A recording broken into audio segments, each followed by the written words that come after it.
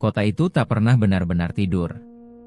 Bahkan ketika jarum jam menunjuk pukul 2 dini hari, lampu-lampu gedung masih menyala, billboard elektronik terus berganti iklan, dan suara kendaraan melayang seperti dengung panjang yang tak pernah padam. Di tengah kota metropolitan itulah Wulan menjalani hidupnya. Rapi, teratur, dan tampak sempurna di mata banyak orang. Setiap pagi, Wulan mengenakan seragam bidan berwarna pastel yang disetrika licin. Rambutnya selalu disanggul rapi, wajahnya bersih tanpa rias berlebihan.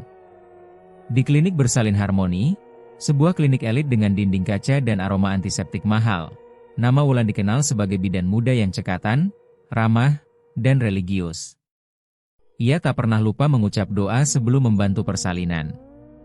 Ia juga dikenal sabar, bahkan kepada pasien-pasien kelas atas yang sering menuntut berlebihan.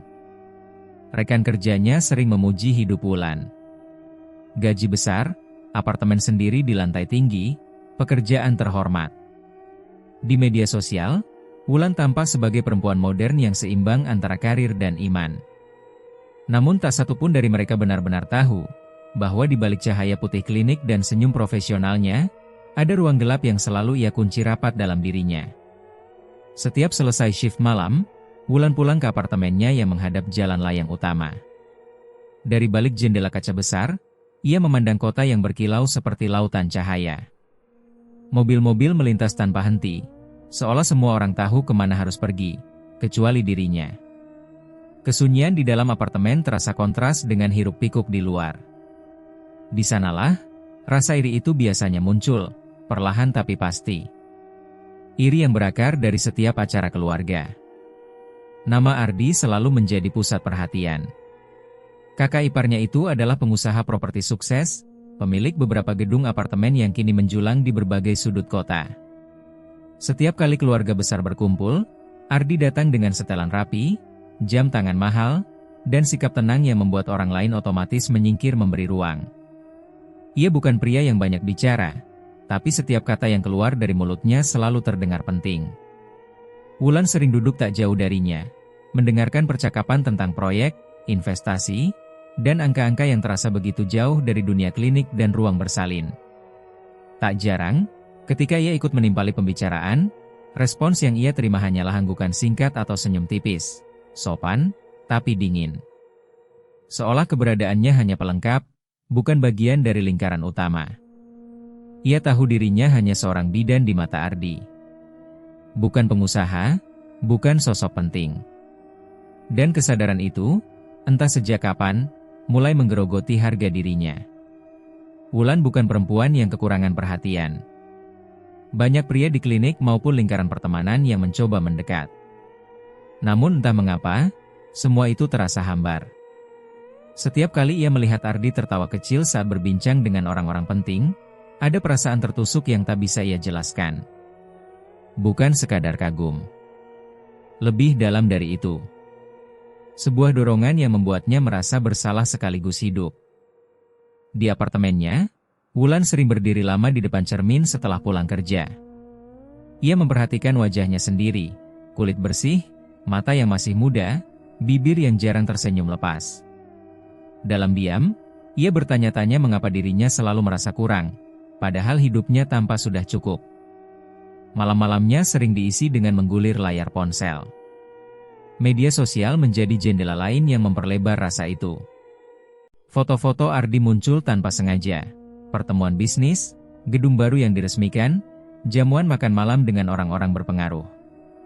Wulan memperhatikan detail kecil, cara Ardi berdiri, tatapan matanya, bahkan bayangan lampu kota di balik jas hitamnya.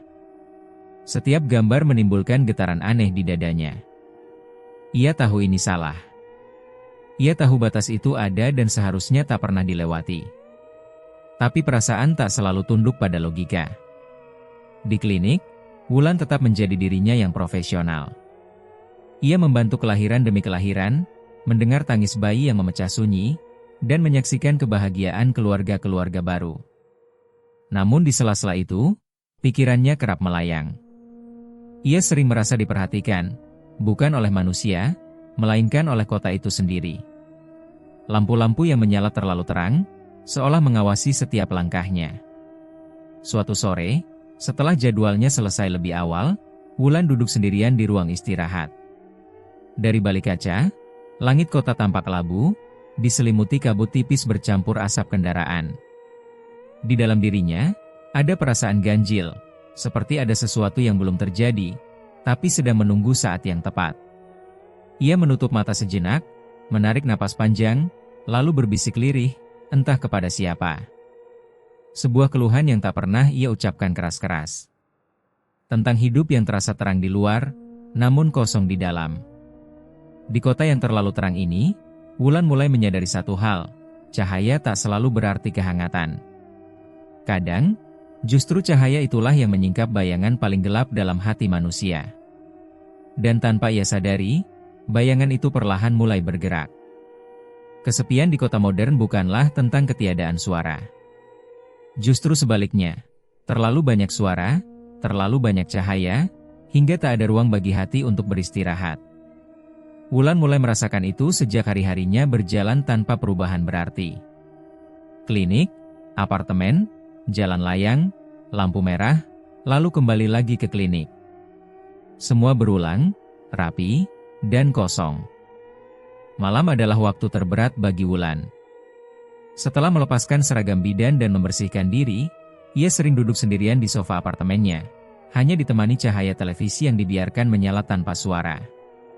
Jendela besar di depannya memantulkan bayangan dirinya sendiri, seorang perempuan dengan mata lelah, namun pikiran yang tak mau diam. Di saat-saat seperti itu, ponsel menjadi pelarian. Dan tanpa ia rencanakan, jari-jarinya selalu berhenti di nama yang sama. Akun media sosial Ardi. Wulan tahu ini kebiasaan yang tak sehat. Ia tahu dirinya tak seharusnya memperhatikan kehidupan kakak iparnya sedetail itu.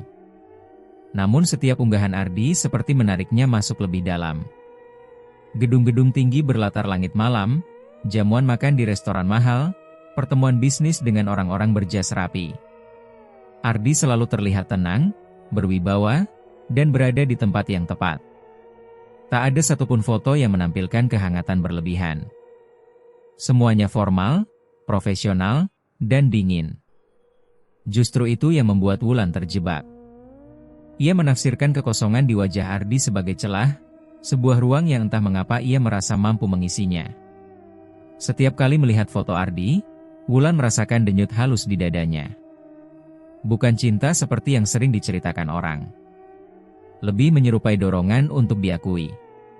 Untuk dilihat bukan sebagai bidan biasa, bukan sebagai adik ipar yang keberadaannya sekadar pelengkap acara keluarga. Di klinik, Wulan tetap menjalani rutinitasnya dengan profesional. Namun belakangan, ia menyadari perubahan kecil dalam dirinya. Ia menjadi lebih sensitif terhadap tatapan, lebih mudah terusik oleh pujian singkat, dan lebih sering melamun saat menunggu pasien. Ia merasa seperti ada sesuatu yang tumbuh diam-diam, tanpa izin, di dalam pikirannya. Suatu malam, Wulan mendapat jadwal shift yang lebih panjang. Seorang pasien datang dalam kondisi lemah, perempuan tua dengan kulit keriput dan mata yang tampak terlalu tajam untuk usianya. Perempuan itu datang sendiri, mengenakan pakaian sederhana yang tampak kontras dengan interior klinik yang modern dan berkilau. Namanya tercatat sebagai Nyai Rasmilah. Sejak awal pemeriksaan, Wulan merasa tak nyaman. Bukan karena kondisi medis pasien itu, melainkan karena tatapan matanya yang seolah menembus lebih dalam dari sekadar wajah. Setiap kali Wulan menunduk mencatat, perempuan tua itu tersenyum tipis, senyum yang sulit diartikan. Bidan kelihatan capek, ucap Nyai Rasmilah tiba-tiba, suaranya pelan namun jelas. Wulan tersenyum sopan. Sedikit, Bu. Tapi masih bisa ditangani. Perempuan itu mengangguk pelan. Tangannya yang kurus mencengkeram tepi ranjang. Capeknya bukan di badan, katanya lirih. Di hati. Wulan terdiam sejenak. Ia menganggapnya sekadar ucapan orang tua yang suka menebak-nebak. Namun entah mengapa, kata-kata itu terasa terlalu tepat. Ia menyelesaikan pemeriksaan tanpa menanggapi lebih jauh. Saat Wulan hendak meninggalkan ruangan, Nyai Rasmilah kembali memanggilnya. Kali ini dengan suara yang lebih rendah, hampir seperti bisikan. Kalau perempuan muda seperti kamu, ingin dilihat, ingin diinginkan, ada cara lama. Wulan menoleh. Maksudnya? Perempuan itu mendekatkan wajahnya, matanya menyipit. Susuk bulu ayam, bisiknya. Ilmu tua. Halus. Tak kelihatan.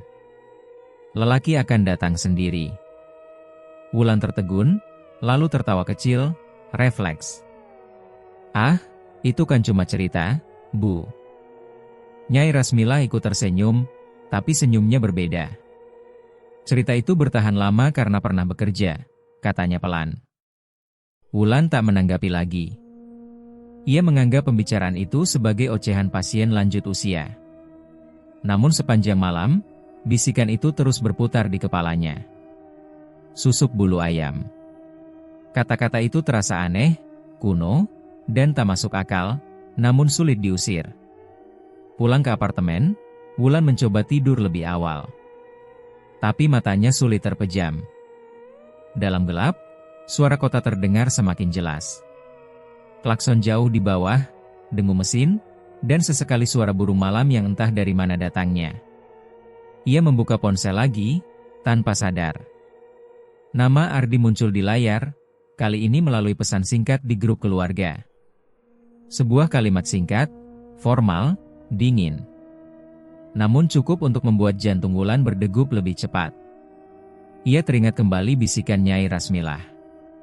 Wulan memejamkan mata, menggeleng pelan, mencoba mengusir pikiran itu. Ia adalah perempuan berpendidikan, bekerja di dunia medis, hidup di kota modern. Tak mungkin ia mempercayai hal semacam itu. Namun di sisi lain, ia juga sadar, tak ada satupun teori modern yang mampu menjelaskan kekosongan yang ia rasakan.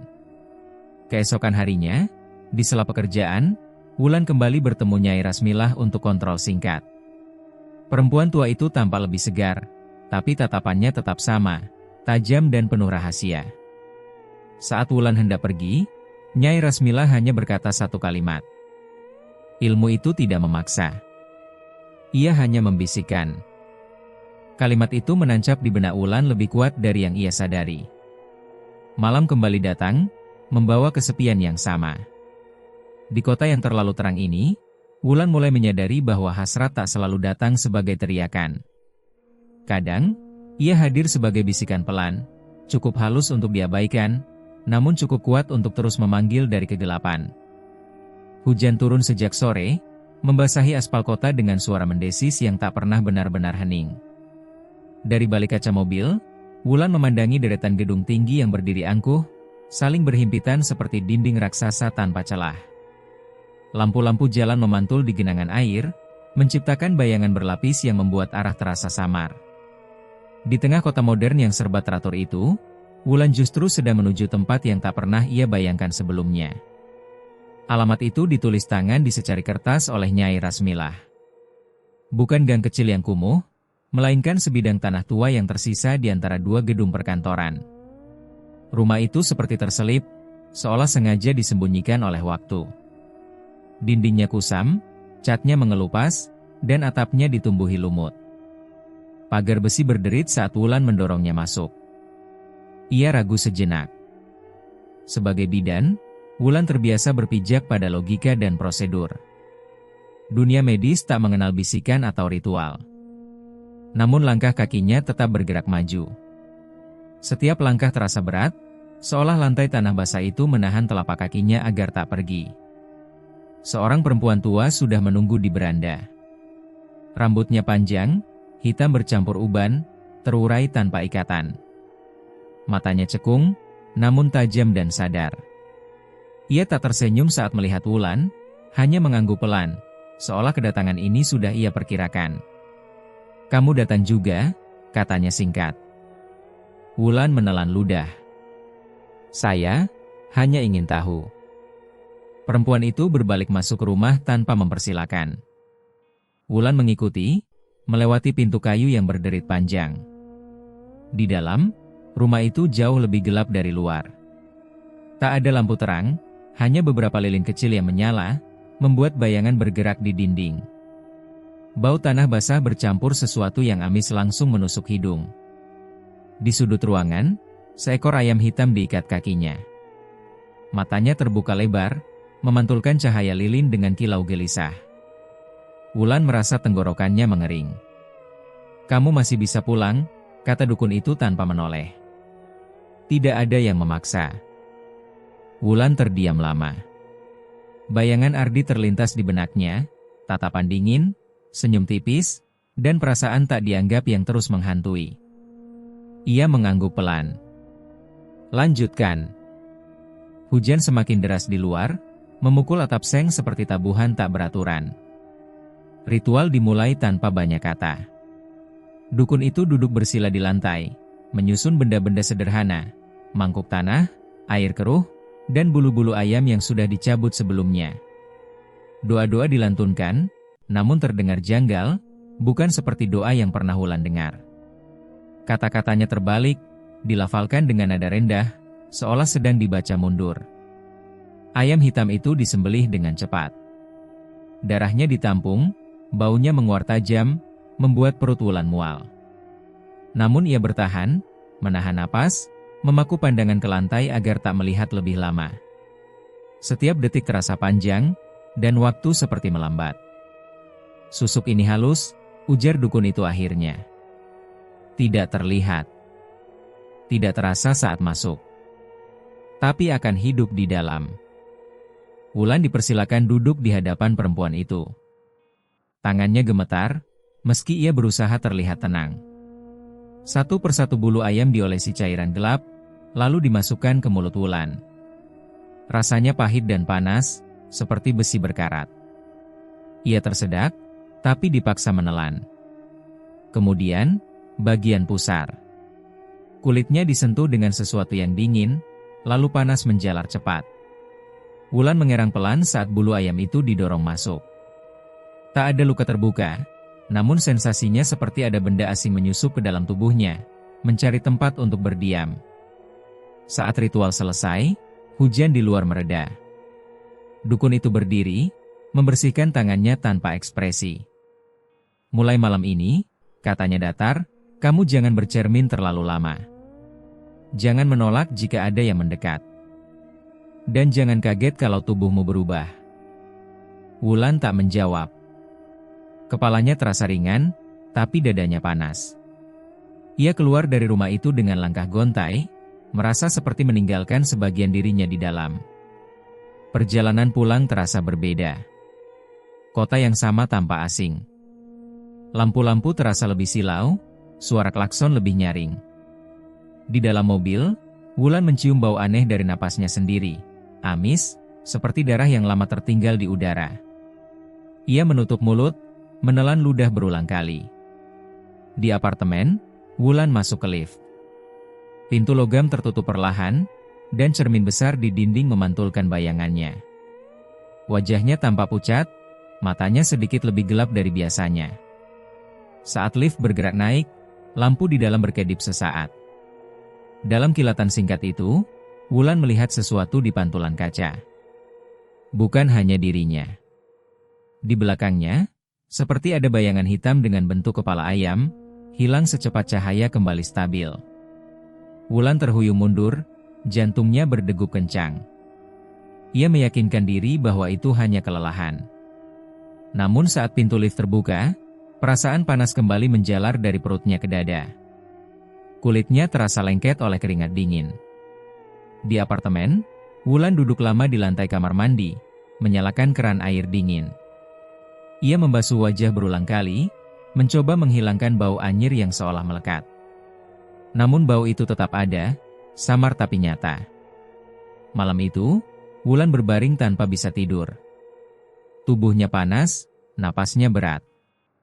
Di balik kelopak mata tertutup, bayangan bulu hitam dan mata ayam terus berkelebat.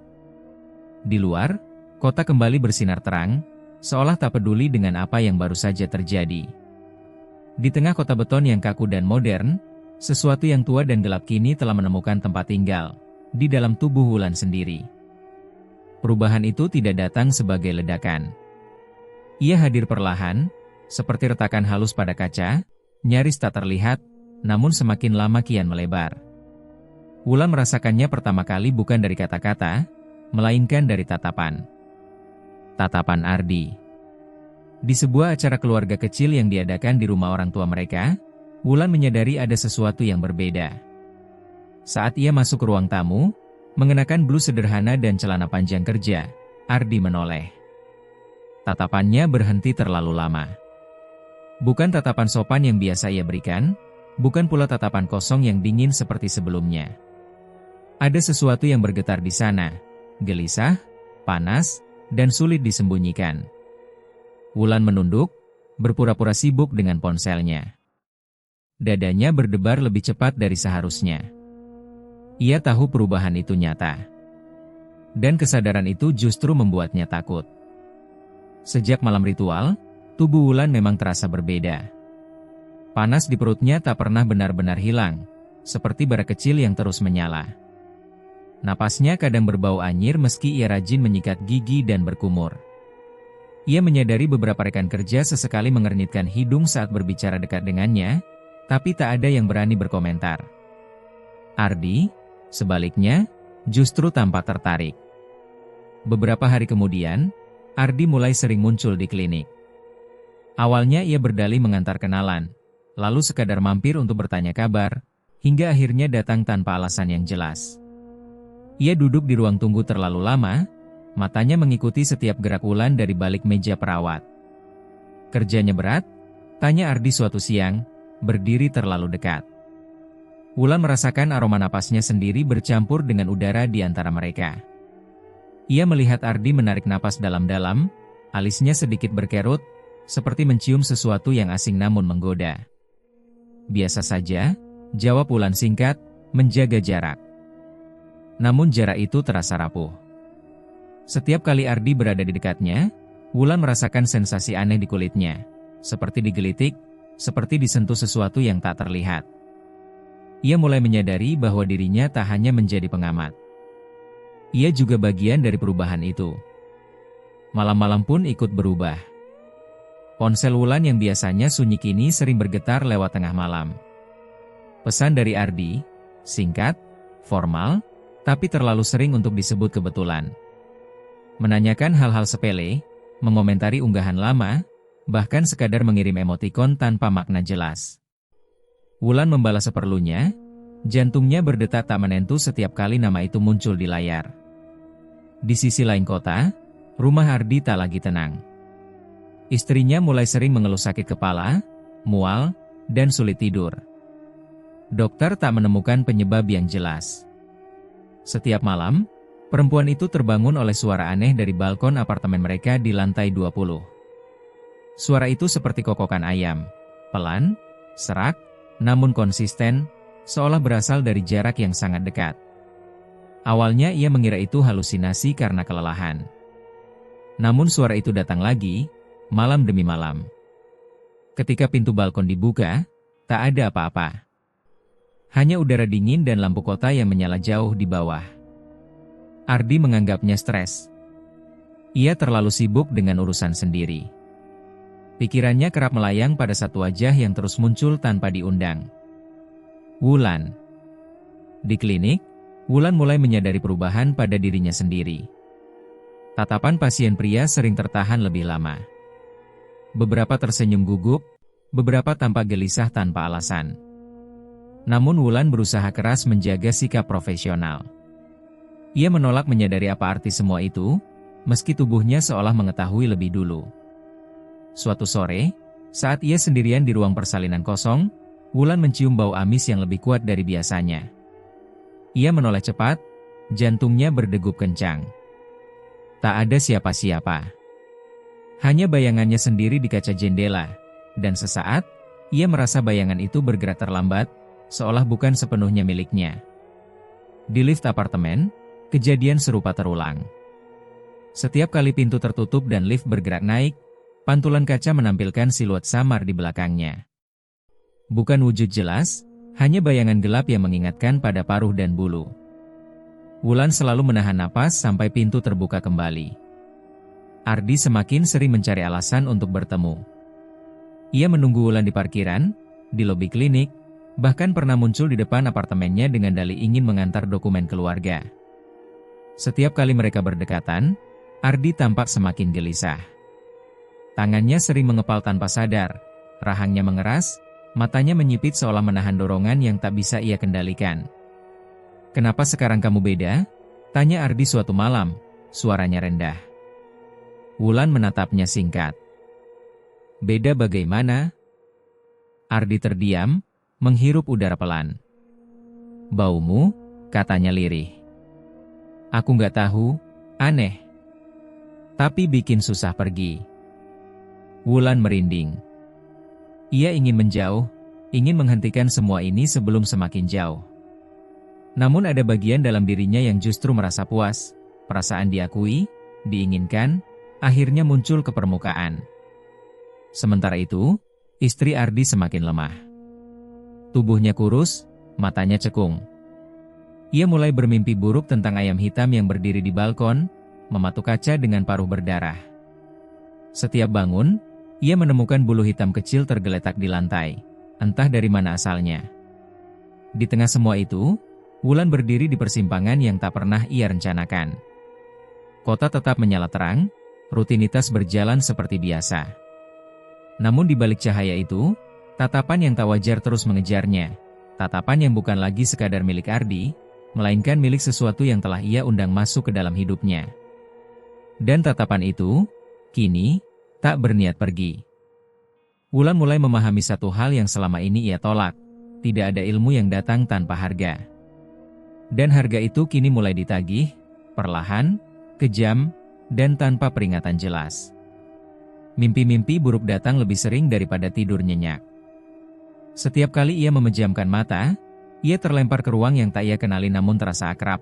Ruang bersalin tanpa lampu, dindingnya lembab, lantainya dingin. Di sana, ia mendengar tangisan bayi. Tangisan yang seharusnya menjadi tanda kehidupan, namun kali ini terdengar parau, terputus-putus, bercampur suara lain yang membuat bulu kuduknya berdiri. Suara ayam. Bukan kokokan biasa, melainkan suara ayam yang disembelih. Napas terputus, jeritan serak, dan bunyi cairan menetes ke lantai. Dalam mimpi itu, Wulan selalu berdiri di tengah ruangan dengan tangan berlumur sesuatu yang hangat. Ia ingin menjerit, namun suaranya tertelan oleh tangisan dan kokokan yang bersahutan. Ia selalu terbangun dengan napas terengah, tubuhnya basah oleh keringat. Panas di perutnya semakin kuat, menjalar ke dada dan tenggorokan. Bau anyir kembali muncul, lebih pekat, seolah berasal dari dalam dirinya sendiri. Di dunia nyata, tanda-tanda lain mulai bermunculan. Di klinik bersalin harmoni, suasana yang biasanya steril dan terkendali berubah menjadi ganjil. Alat-alat medis yang disusun rapi tiba-tiba jatuh tanpa tersentuh. Gunting operasi bergeser sendiri dari meja. Sarung tangan lateks mengembang lalu kempis, seolah ditiup napas tak terlihat. Suatu pagi, saat Wulan membantu pemeriksaan rutin, monitor detak jantung bayi tiba-tiba berbunyi aneh. Bukan bunyi ritmis yang biasa ia kenal, melainkan suara terputus-putus yang, jika didengar lebih lama, menyerupai kokokan ayam yang dipelintir. Pasien menatapnya bingung, sementara Wulan membeku di tempat. Ia segera mematikan alat itu dan menggantinya dengan yang lain. Bunyi normal kembali. Namun di telinganya, gema kokokan itu tertinggal lebih lama dari seharusnya. Rekan-rekan kerjanya mulai berbisik. Mereka tak mengatakan apapun secara langsung, tapi tatapan mereka berubah. Beberapa tampak gelisah saat bekerja satu shift dengan Wulan. Seorang perawat bahkan sempat bertanya dengan hati-hati apakah Wulan sedang sakit, karena wajahnya tampak pucat dan matanya sering kosong. Wulan hanya tersenyum tipis. Ia tak berani bercerita. Bagaimana mungkin ia menjelaskan bahwa tubuhnya kini menjadi rumah bagi sesuatu yang tak kasat mata? Di luar klinik, keadaan tak kalah mencekam. Istri Ardi semakin memburuk.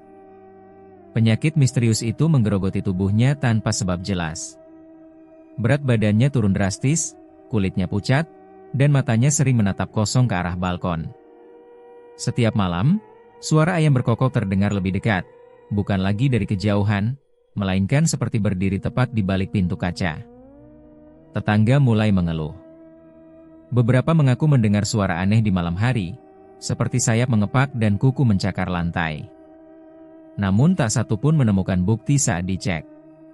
Ardi sendiri tampak semakin tak terkendali.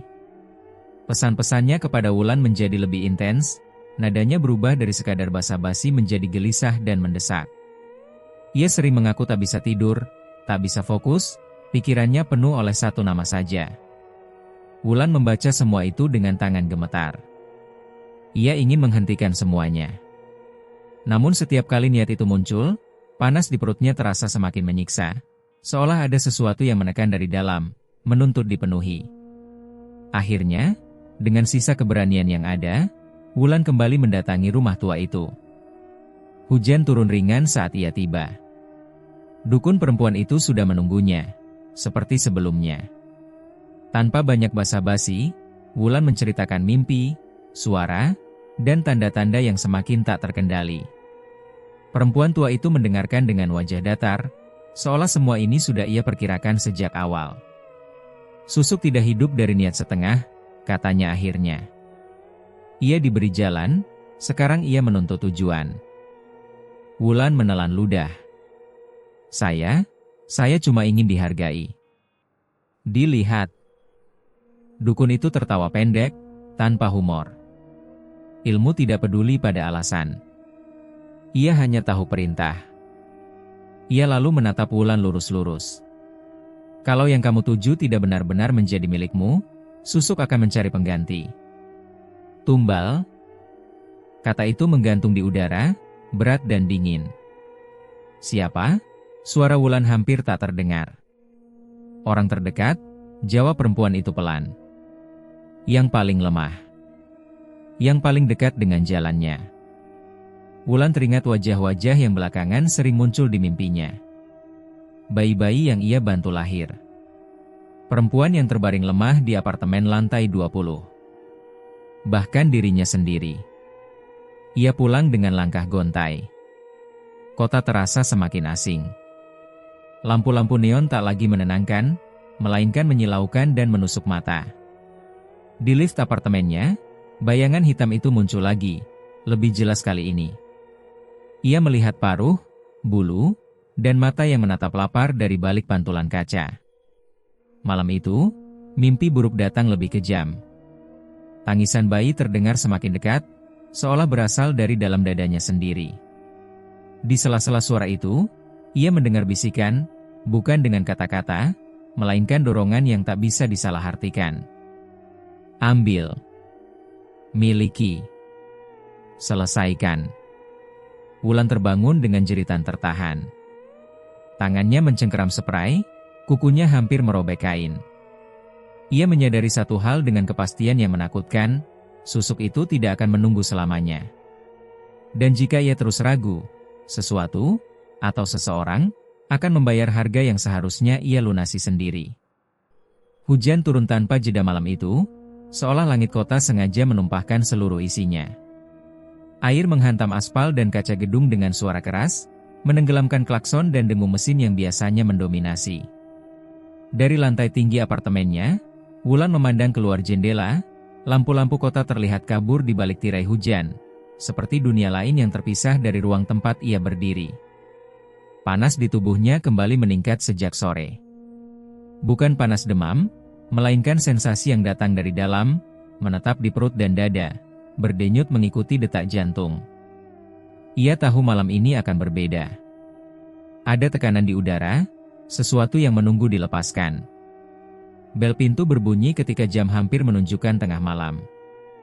Wulan terdiam.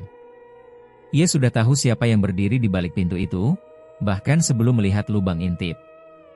Ketukan berikutnya terdengar tidak sabar, berat, seperti orang yang menahan sesuatu terlalu lama. Saat pintu dibuka, Ardi berdiri di sana dengan pakaian basah, rambutnya acak-acakan, napasnya memburu. Matanya merah, tatapannya kosong namun tajam, bukan tatapan seorang pria yang datang dengan kesadaran penuh. Ada kegelisahan liar di wajahnya, seperti seseorang yang sedang dikejar oleh dorongan yang tak ia pahami. "Kamu, kenapa datang ke sini?" tanya Wulan pelan, meski suaranya hampir tak terdengar oleh hujan. Ardi melangkah masuk tanpa menjawab. Pintu tertutup di belakangnya dengan bunyi berat. Di dalam apartemen yang sunyi, suara napas Ardi terdengar kasar. Ia menghirup udara dalam-dalam, lalu menatap Wulan seolah baru pertama kali melihatnya. "Kepalaku penuh," katanya serak. "Aku nggak bisa berhenti mikirin kamu."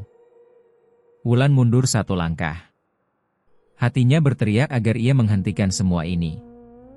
Namun tubuhnya justru terasa ringan, seolah sudah lama menunggu saat ini. Panas itu menjalar lebih kuat, dan bau anyir samar kembali tercium di udara. Hujan di luar semakin deras, menutup dunia dari pandangan. Tak ada lagi kota, tak ada lagi logika. Hanya dua orang yang berdiri terlalu dekat, dengan batas yang telah lama retak. Wulan tak mengingat dengan jelas kapan sentuhan pertama terjadi. Yang ia tahu, jarak itu lenyap begitu saja. Ada ketegangan, ada rasa bersalah, namun juga ada kepasrahan yang mengalir tanpa bisa ditahan. Segalanya berlangsung seperti mimpi yang terlalu nyata, tanpa kata-kata, tanpa janji, hanya dorongan yang telah lama dibisiki dan kini menemukan jalannya. Di tengah malam yang tertutup hujan, sesuatu yang terlarang akhirnya terjadi. Namun pada saat yang sama, di sudut kota lain, sebuah monitor jantung di rumah sakit berbunyi panjang. Istri Ardi terbaring kaku di ranjang perawatan. Wajahnya pucat, matanya terbuka setengah. Perawat yang masuk ruangan membeku saat melihat dada perempuan itu. Di sana, tepat di atas jantung, terlihat bekas cakaran dalam, 5 garis sejajar, kasar, seperti bekas kuku ayam yang dicabikan dengan paksa. Tak ada darah berlebihan. Tak ada tanda perlawanan.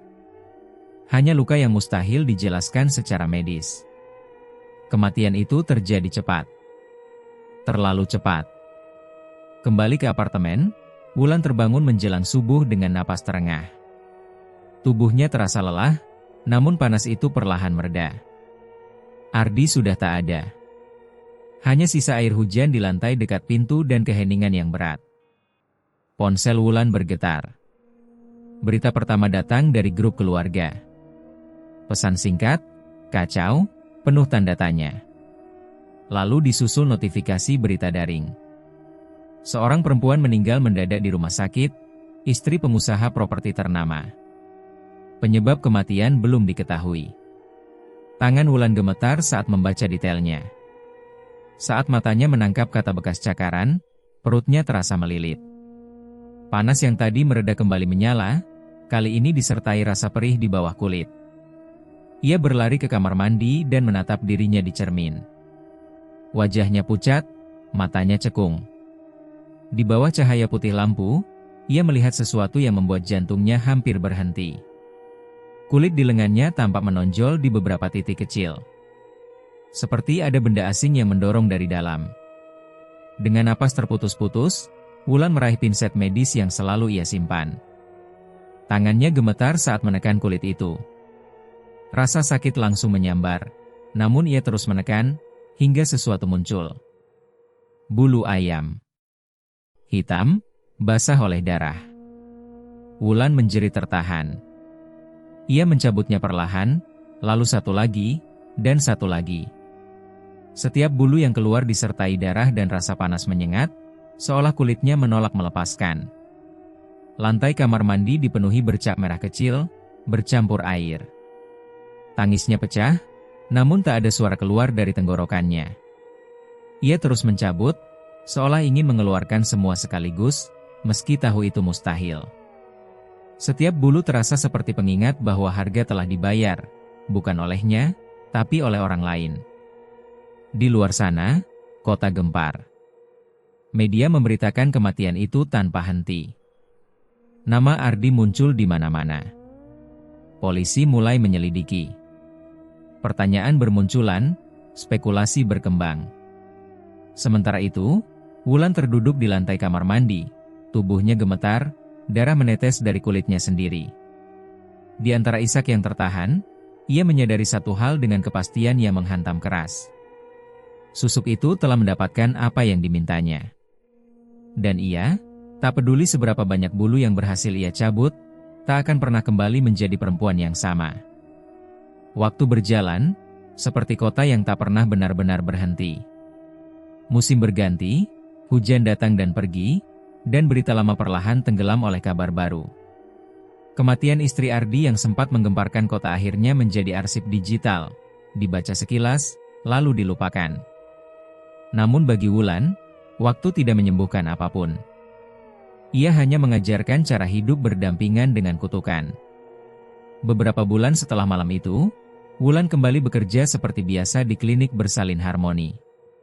Seragam bidan putihnya selalu rapi, rambutnya tersanggul sempurna, wajahnya tetap cantik dengan ketenangan yang sulit ditembus. Rekan-rekannya menyebut Wulan berubah, lebih pendiam, lebih dingin, namun entah mengapa juga lebih berwibawa. Tak ada lagi senyum ramah berlebihan. Tak ada obrolan ringan di ruang istirahat. Wulan menjalankan tugasnya dengan presisi dan jarak emosional yang jelas. Ia tetap berdoa sebelum membantu persalinan, namun doanya kini terdengar seperti kebiasaan, bukan permohonan. Tidak ada yang tahu bahwa setiap pagi, sebelum mengenakan jas putihnya, Wulan memeriksa tubuhnya di depan cermin. Memastikan tak ada bulu hitam baru yang tumbuh di bawah kulit. Memastikan panas itu masih terkendali. Ia berhasil mencabut sebagian susuk, namun tidak semuanya. Beberapa terlalu dalam. Beberapa seperti telah menyatu. Di sisi lain kota, Ardi jatuh lebih cepat daripada yang diperkirakan siapapun. Proyek-proyeknya runtuh satu persatu. Mitra bisnis menarik diri, rekening dibekukan, aset disita. Ia sering terlihat mondar-mandir di pinggir jalan, mengenakan pakaian kusut, rambut panjang tak terurus. Orang-orang yang dulu menyalaminya kini menghindar. Yang paling mengganggu bukan kemiskinannya, melainkan perilakunya. Setiap malam, Ardi sering terdengar berkokok di persimpangan jalan. Suaranya serak, terputus-putus, persis ayam jantan yang kehilangan napas. Polisi beberapa kali mengamankannya, namun selalu dilepas karena tak menemukan tindak kriminal. Dokter menyebutnya gangguan jiwa berat akibat trauma. Hanya Wulan yang tahu, itu bukan sekadar kegilaan. Di klinik, kejadian-kejadian aneh tak pernah benar-benar berhenti. Hanya menjadi lebih sunyi. Setiap bayi yang ditolong Wulan lahir dengan tangisan berbeda. Awalnya halus, hampir tak terasa.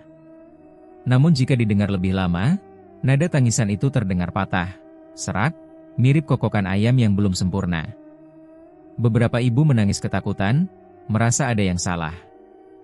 Dokter selalu meyakinkan bahwa bayi-bayi itu sehat. Wulan tak pernah membantah. Ia hanya membersihkan tubuh bayi itu dengan tangan yang stabil, seolah suara tersebut adalah hal yang wajar. Di ruang bersalin paling ujung, ruangan yang jarang digunakan karena letaknya terpisah dan terlalu sunyi, kamera CCTV sering mengalami gangguan. Rekamannya tak pernah rusak sepenuhnya, hanya menyisakan cuplikan-cuplikan pendek yang sulit dijelaskan. Dalam rekaman itu, saat ruangan kosong dan lampu neon menyala stabil, terlihat bayangan berdiri di sudut ruangan. Sosok perempuan berjubah putih, tinggi dan kurus. Wajahnya tak jelas, kecuali satu bagian, kepala ayam hitam dengan mata kosong dan paruh sedikit terbuka, seperti sedang tersenyum. Manajemen klinik menganggap itu pantulan cahaya atau kesalahan sensor. Rekaman dihapus. Namun bayangan itu selalu muncul kembali, terutama setelah Wulan bertugas di ruangan tersebut. Wulan sendiri tak pernah membicarakannya. Namun terkadang, saat ia berjalan sendirian melewati lorong sepi, ia merasa langkah kakinya diikuti. Bukan oleh bayangan asing, melainkan oleh sesuatu yang terasa akrab, seperti bagian dari dirinya sendiri. Suatu malam, setelah membantu persalinan yang sulit, Wulan berdiri di depan wastafel ruang bersalin. Air mengalir, mencuci tangannya dari darah dan cairan. Ia menatap pantulan dirinya di cermin besar. Sesaat, pantulan itu tersenyum lebih dulu. Wulan menutup mata, menarik napas panjang. Ia tak lagi terkejut. Ketakutan telah lama digantikan oleh penerimaan yang dingin. Ia tahu kutukan ini tak akan selesai dengan penyesalan atau doa singkat. Susuk itu mungkin melemah, mungkin bersembunyi, namun tidak pernah benar-benar pergi. Ia telah menjadi bagian dari hidup Wulan, seperti jas putih yang kini ia kenakan setiap hari. Di luar klinik, kota tetap terang. Lampu-lampu neon menyala sepanjang malam, memantulkan cahaya di aspal basah. Orang-orang berlalu lalang, sibuk dengan hidup mereka sendiri, tak menyadari bahwa di balik salah satu gedung modern itu, sesuatu yang tua dan gelap masih bekerja dalam diam. Wulan melangkah keluar dari ruang bersalin dengan tenang. Sepatunya tak bersuara di lantai bersih. Dari kejauhan, terdengar tangisan bayi, serak, patah, dan panjang. Di balik kaca, kamera CCTV kembali merekam. Dan di dalam pantulan cahaya neon kota, sosok berjubah putih itu tersenyum lebih lebar.